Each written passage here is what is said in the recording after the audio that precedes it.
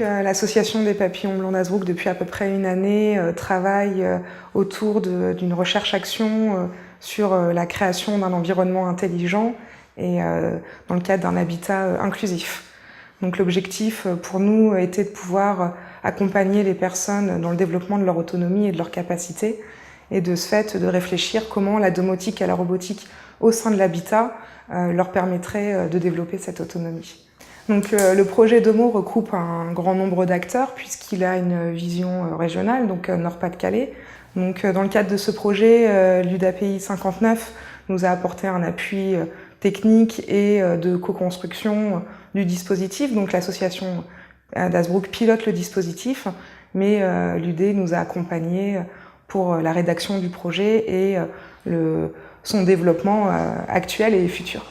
Donc l'objet de cette recherche-action, c'est de pouvoir définir et cibler les technologies existantes adaptées à la déficience intellectuelle, et si elles ne le sont pas, de pouvoir tester au sein des établissements qui participent au projet et de du coup développer de nouvelles technologies adaptées. Donc depuis une année, sur Bailleul, s'est ouvert le foyer de projet de vie Belle Attitude, qui est un habitat inclusif. Sont des maisons individuelles ou des appartements qui ont été créés dans un quartier en plein cœur de la ville. Et nous apportons à aujourd'hui donc un plateau technique humain qui les accompagne tout au long de la journée et du quotidien.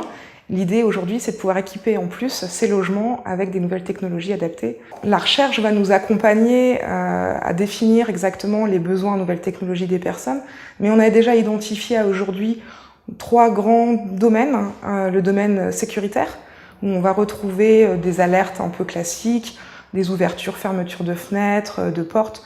Il y a ensuite un domaine plus lié au confort, au bien-être des personnes.